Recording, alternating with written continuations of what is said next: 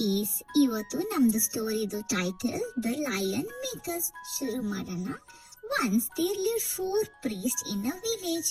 3 of them spent most of their time studying holy scriptures and were highly knowledgeable. ಒಂದ್ ಊರಲ್ಲಿ 4 ಪುರೋಹಿತರು ಇದ್ರು. ಅದರಲ್ಲಿ 3 ಪುರೋಹಿತರು ತುಂಬಾ ಓದ್ತಾ ಇದ್ರು ಮತ್ತೆ ಅವರು ತುಂಬಾ ಜ್ಞಾನ ಇತ್ತು ಅವರಿಗೆ. The 4th friend was not highly educated, but he was smart person.